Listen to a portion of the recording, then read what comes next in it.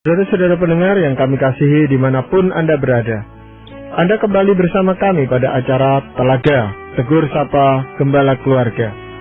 Saya Gunawan Santoso dari Lembaga Bina Keluarga Kristen, dan kali ini bersama Ibu Wulan dan juga Saudara Engkia yang pada perbincangan yang lalu sudah bersama-sama dengan kami untuk berbincang-bincang tentang mentaati panggilan Tuhan. Kami juga masih ditemani oleh Bapak Pendeta Dr. Paul Gunadi. Beliau adalah seorang pakar dalam bidang konseling serta dosen di Seminari Alkitab Asia Tenggara, Malang. Jadi pada kesempatan ini kami akan melanjutkan perbincangan kami tentang mentaati panggilan Tuhan. Dan kami percaya acara ini pasti bermanfaat bagi kita sekalian. Dan dari studio kami mengucapkan selamat mengikuti. Saudara Engkia, kembali kami mengucapkan banyak terima kasih Anda telah kembali bersama-sama dengan kami. Terima kasih juga Ibu Wulan, terima kasih. Saudara Engkia, saya ingin menanyakan satu hal itu. Setelah saudara begitu yakin akan panggilan Tuhan dan mengambil keputusan yang begitu berani, apakah di dalam perjalanan selanjutnya itu tidak timbul suatu keraguan di dalam diri saudara? Kalau timbul keraguan boleh dikatakan ada, itu pasti ada. Terutama ketika saya mengingat kondisi saya sendiri. Kondisi saya sendiri pada saat itu boleh dikatakan saya udah lama meninggalkan kuliah, dan setelah kerja boleh dikatakan tidak pernah membaca buku, boleh dikatakan saat itu tidak pernah membaca buku. Itu yang pertama. Yang kedua adalah tentang umum adalah mengenai hal finansial. Itu merupakan hal yang umum. Apalagi pada saat itu saya sudah menikah dan istri saya sedang mengandung ketika akan melanjutkan sekolah di saat ini. Pada saat itu saya boleh dikatakan pada saat itu, walaupun sebelumnya saya mengatakan saya mempunyai kekuatan bisa melalui, tetapi setelah lewat itu saya berpikir kembali, menggumulkan kembali keadaan istri saya yang sedang hamil bagaimana. Pada saat itu kami berdua bekerja, tetapi setelah kalau saya masuk ke sekolah dan istri saya ikut saya ke sana, bagaimana dengan finansial. Apalagi setelah saya ngobrol-ngobrol dengan beberapa orang tentang masalah sponsor dan sebagainya, itu juga sepertinya tidak mendapat satu respon yang cukup baik. Ya, itu pada saat itu begitu membuat saya menjadi kacau, boleh dikatakan. Menjadi kacau, apakah perlu dilanjutkan atau tidak. Dan sepertinya memang Tuhan itu baik. Dia menggunakan istri saya untuk menguatkan saya. Dia yang boleh dikatakan, kalau pakai tanda kutip, tidak mendapat panggilan menjadi hamba Tuhan, tetapi dia menguatkan saya. Dia bilang, mengapa perlu saya risau akan hal itu? Bukankah Tuhan berjanji bahwa dia yang memanggil, dia juga akan memelihara, dan dia juga akan mencukupi. Lalu saya ingat akan satu ayat, bahwa di sana dikatakan, ada makan dan pakaian cukuplah. Jadi, anak-anak Tuhan tidak pernah dibiarkan terlantar. Itu kembali menguatkan saya untuk mengambil keputusan, mengambil komitmen untuk melanjutkan perjalanan itu. Iya, terima kasih.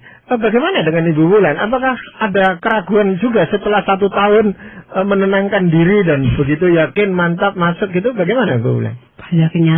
Pada kenyataannya ada Pak beberapa kali begitu.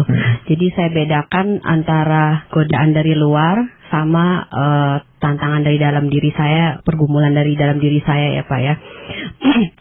Kalau godaan dari luar beberapa kali memang, terutama pada masa-masa setelah saya berhenti bekerja itu, tawaran atau panggilan untuk kembali bekerja dari perusahaan tempat saya bekerja atau tempat-tempat yang lain yang menjadi saingan itu masih terus sering telepon begitu, sering menanyakan apa masih betah kamu di sana begitu, waktu saya masih di seminari begitu, nggak ada keinginan untuk kembali dan lain sebagainya, terus dengan segala macam iming-imingnya gitu ya. Itu masih teguh tuh Pak. masih enggak, saya memang mau menjalani jalur ini begitu, masih teguh sekali begitu. Terus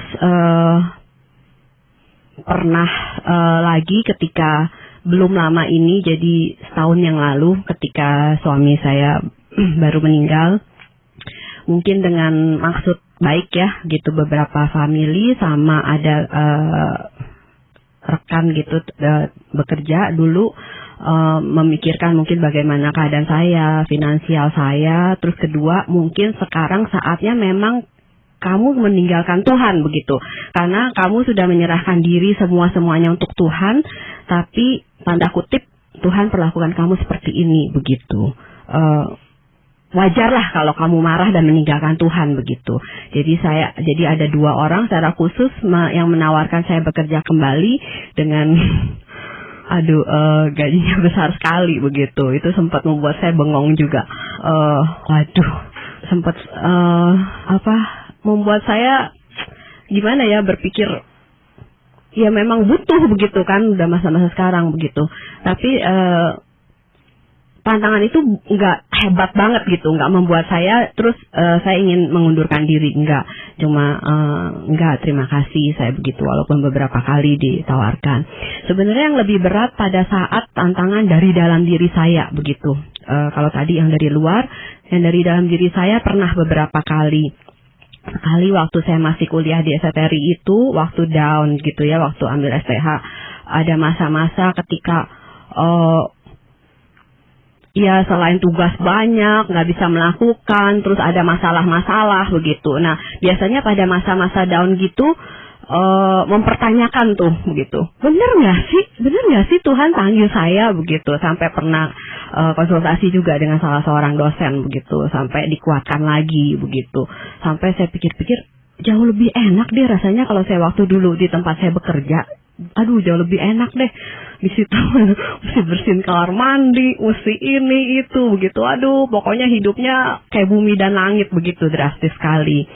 Nah, itu pergumulan waktu masih kuliah di seminari begitu. Terus kedua, beberapa tahun yang lalu ketika ada saudara saya yang jadi dari family gitu ya, ada yang masuk rumah sakit, saya merasa malu sekali gitu, karena saya tidak bisa membantu banyak gitu dibandingkan dengan kakak saya ataupun yang lain-lain begitu. Kalau mau jujur dikatakan bahwa beda sekali begitu ya. Di zaman saya masih maksudnya masih bekerja, masih cukup oke begitu. Saya bisa bantu banyak begitu, dan jujur saya juga menikmati dihormati begitu, dihargai begitu. Tapi waktu saya nggak punya apa-apa tanda kutip untuk bisa bantu, ya nyata sekali begitu perbedaan sikap mereka dibandingkan sikap terhadap waktu kakak saya yang bisa memberi banyak, saya nggak bisa begitu ya. Di situ bergumul berat sekali beberapa tahun yang lalu begitu. Wah, Tuhan ini sekali ya. Nggak enak sekali begitu, seperti ini begitu. Tapi waktu itu juga nggak sampai saya mengundurkan diri, cuma memang bergumul hebat sekali begitu. Yang terakhir adalah beberapa minggu yang lalu, Apa mungkin tahu begitu ya, pergumulan saya benar-benar berat sekali berkaitan dengan kepergian suami saya yang secara tiba-tiba begitu, dan banyak pergumulan-pergumulan lain yang jadi satu, dan itu membuat saya rasanya benar-benar mempertanyakan begitu, apakah sungguh-sungguh Tuhan panggil saya begitu, atau saya aja tuh yang maksa-maksain diri untuk menyerahkan diri jadi hamba Tuhan begitu.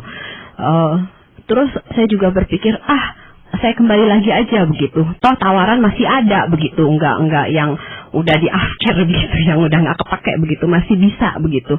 Di situ rasanya benar-benar saya down, saya sampai berlutut begitu, saya benar-benar, aduh Tuhan, mungkin saya nggak sanggup lagi begitu. Ya bersyukur Tuhan menyediakan orang-orang seperti Paul menguatkan saya begitu, dan ada beberapa juga yang lain. Saya lihat benang merah yang menyatukan apa yang disaksikan oleh Saudara Injil dan Ibu Wulan adalah kesusahan lah ya, yang membuat akhirnya saudara ini nih bertanya ya, apakah memang saya ini nih di jalur yang benar? Apakah memang benar-benar Tuhan memanggil saya? Iya. Jadi kesusahan yang menimbulkan keraguan ya dalam kasus saudara Ince, ya pemikiran tentang bagaimana nanti suatu saya di sekolah teologi, bagaimana keadaan keluarga saya, siapa yang akan mencukupi kebutuhan finansial kami. Dalam kasus Ibu Wulan, hal-hal yang bisa juga menghalangi atau membuat Ibu Wulan bertanya kembali adalah, kok penderitaan, kok kesusahan datang lagi, dan ini kok masalah muncul lagi, dan sebagainya. Dengan kata lain, tanpa kita sadari memang tersirat ya dalam diri kita itu tuh harapan bahwa kalau Tuhan panggil, ya Tuhan seharusnya lah melancarkan ya hidup kita. Itu saya kira manusiawi ya. Apakah ada itu pikiran seperti itu, saudara Ince? Iya, harus diakui bahwa pada awalnya konsep saya begitu ya.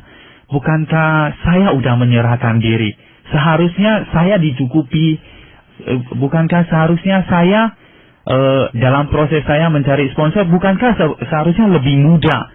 Tetapi kenyataan yang saya terima lain sama sekali. Iya.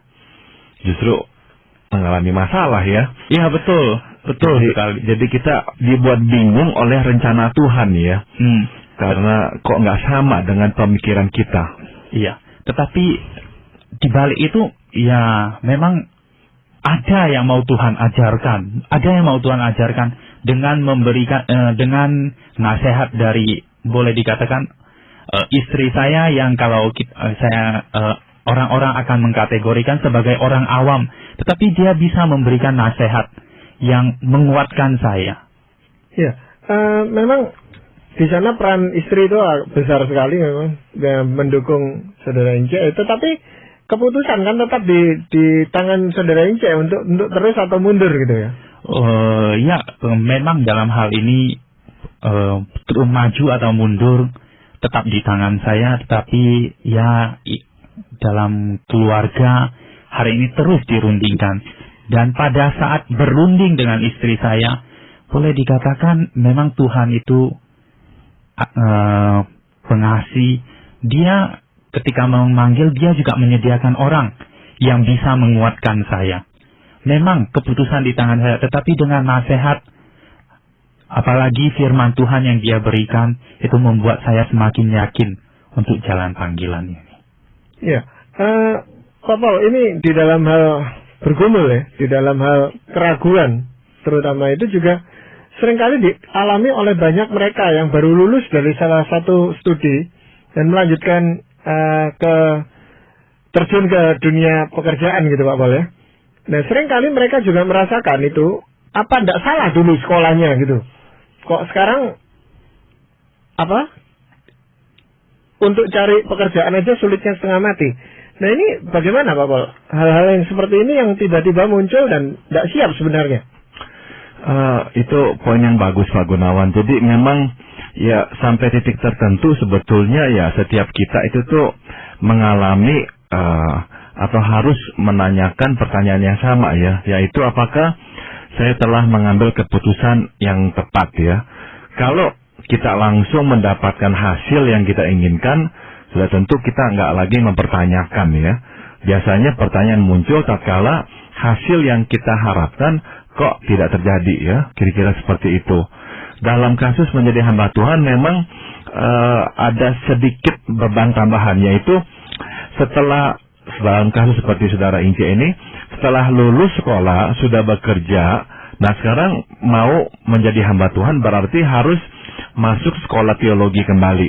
Nah ini berarti pada masa menyiapkan diri menjadi hamba Tuhan, saudara Ince ini tidak bisa tidak ya harus melepaskan pekerjaan dan tidak ada pekerjaan. Dan ini berlangsung 4,5 sampai 5 tahun. Nah, bagaimana mencukupi kebutuhan keluarga pada masa studi ini di mana sungguh-sungguh memang tidak ada penghasilan? Ya, kalau dikatakan mungkin bergantung kepada iman ya. Bergantung kepada iman dan pemeliharaan Tuhan. Seperti yang saya katakan bahwa ketika dalam proses mencari sponsor, itu tidak begitu menggembirakan hasilnya, tidak begitu menggembirakan hasilnya. Tetapi ada satu hal yang memberi kekuatan, yaitu walaupun di dalam perhitungan secara manusia, yaitu pada saat saya bekerja dengan pada saat saya di seminari, itu merupakan pemasukannya beda, sangat beda sekali. Tetapi kalau saya hitung itu nggak mungkin mencukupi. Tetapi setelah dijalani hal itu cukup. Dan kalau kadangkala ada keperluan mendadak, pasti ada penyediaan yang mendadak pula. Itu yang saya alami. Jadi dengan demikian saya kadang-kadang ketika menghadapi hal yang mendadak, iman saya mulai lemah kembali. Saya mempertanyakan bagaimana. Tetapi satu pemeliharaan yang tidak terlihat. Pada saat itu juga ada pemberian yang mendadak untuk untuk mengcover hal-hal tersebut. Ya, Ibu Wulan, selain Ibu Wulan berkonsultasi dengan orang-orang lain mengenai pergumulan Ibu Wulan tentang keraguan dan sebagainya, apakah ada hal lain yang Ibu Wulan lakukan? Tadi saya lupa menceritakan waktu pergumulan saya, ada seorang hamba Tuhan yang cukup berperan besar dalam keputusan yang saya buat itu tadi ya. Dalam pergumulan setelah kembali ke Jerman, terus kan saya menggumuli selama 1 tahun itu gitu. Terus saya katakan tadi kan ternyata nggak semakin reda begitu ya. Tapi sebenarnya tetap kalau mau bilang jujur tuh sampai bulat totally menyerahkan diri jadi hamba Tuhan, saya masih belum gitu, masih tersisa keraguan gitu. Mungkin pengaruh dari karakter saya begitu ya, yang kalau ambil keputusan apa tuh dipilah-pilah sampai sedetil-detilnya begitu.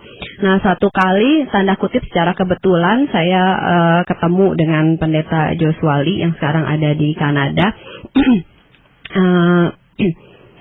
Jadi saya ngomong-ngomong, konsultasi, saya ceritakan tentang pergumulan saya begitu.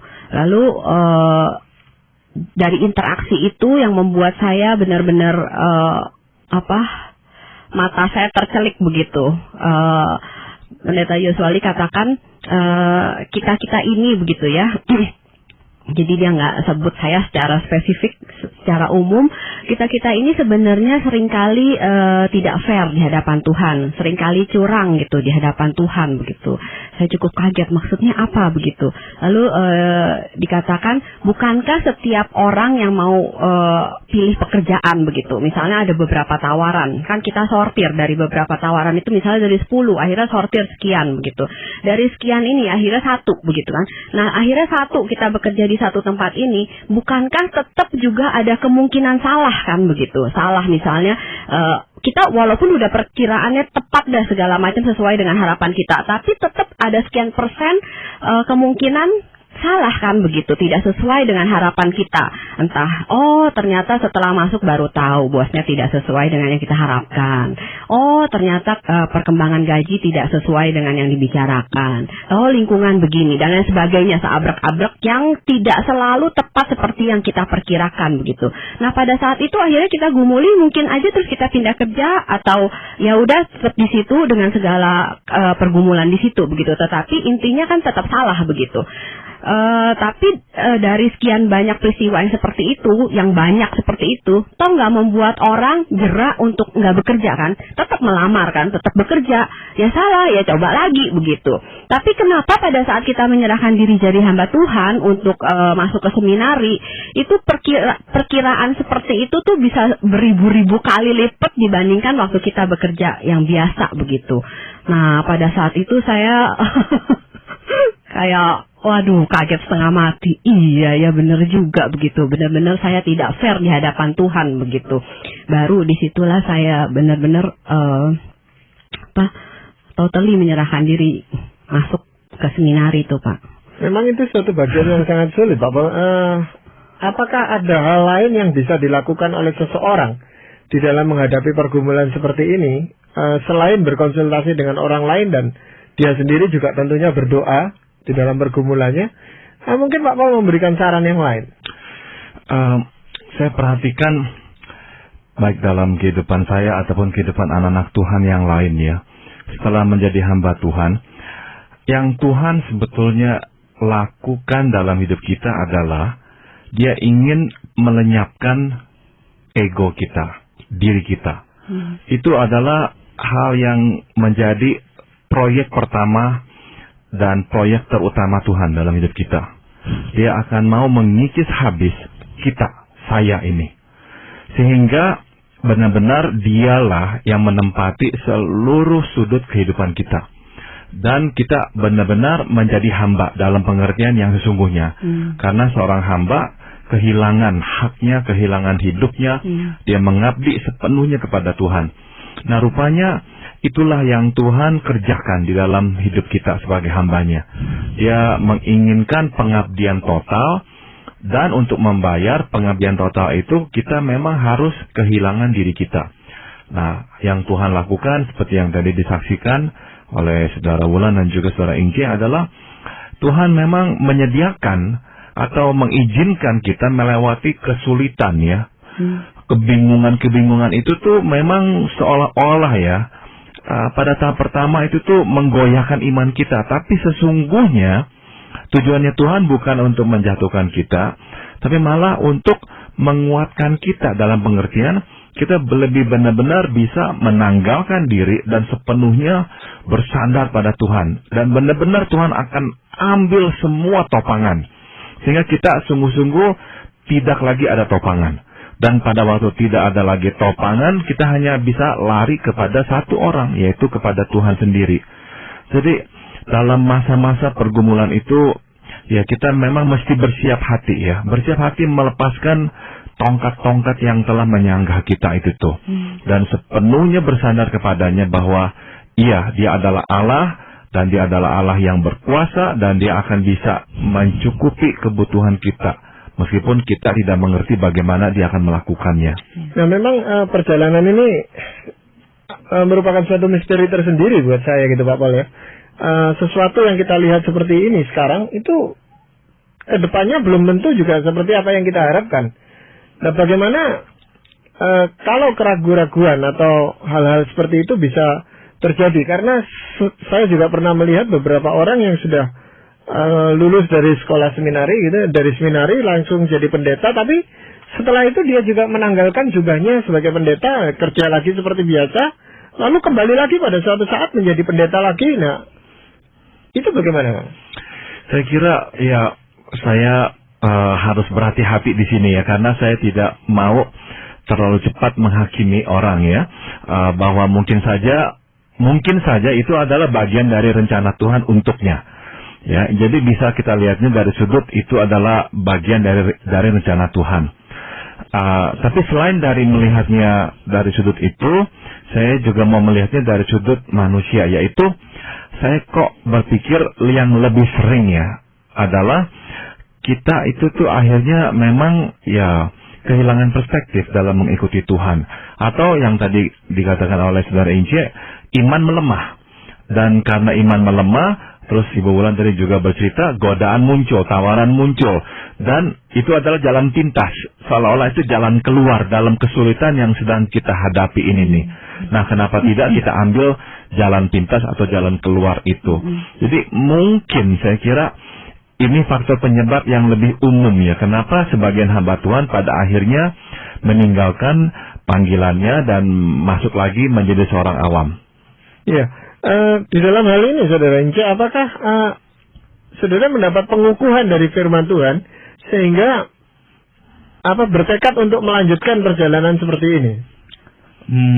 Saya ingat cerita kisah tentang Musa ketika dia dipanggil oleh Tuhan. Pada saat itu Musa memberikan banyak sekali mungkin penolakan. Tetapi ketika Tuhan mengatakan kepada Musa, ini firman Allah kepada Musa, "Aku adalah Aku," lagi firman-Nya, "Beginilah kau katakan kepada orang Israel itu, Akulah Aku, telah mengutus Aku kepadamu." Itu yang menguatkan saya, bahwa itu Tuhan sendiri yang mengutus dan Dia yang akan memberikan yang terbaik bagi anaknya. Ya, terima kasih Saudara Ence juga Ibu Wulan. Kita percaya bahwa pada saat-saat ini ada banyak orang juga yang mungkin di dalam pergumulannya untuk menjawab panggilan Tuhan, dan sesuai dengan topik perbincangan kita yaitu mentaati panggilan Tuhan. Kita berdoa bahwa ada banyak orang yang sungguh-sungguh mentaati panggilan Tuhan ini. Jadi sekali lagi terima kasih Saudara Ence juga Ibu Wulan untuk kesempatan ini. Juga Pak Paul, terima kasih untuk kesempatan ini. Dan para pendengar sekalian, kami mengucapkan banyak terima kasih ya, Anda telah mengikuti perbincangan kami pada acara Telaga Tegur Sapa Gembala Keluarga. Kami baru saja melanjutkan perbincangan tentang mentaati panggilan Tuhan. Bagi Anda yang berminat untuk mengetahui lebih lanjut mengenai acara ini, kami persilakan Anda menghubungi kami lewat surat. Alamatkan surat Anda ke Lembaga Bina Keluarga Kristen atau LBKK, Jalan Cimanuk 58, Malang. Anda juga dapat menggunakan email dengan alamat telaga@indo.net.id. Saran-saran, pertanyaan, serta tanggapan Anda sangat kami nantikan. Akhirnya dari studio, kami mengucapkan terima kasih atas perhatian Anda, dan sampai jumpa pada acara Telaga yang akan datang.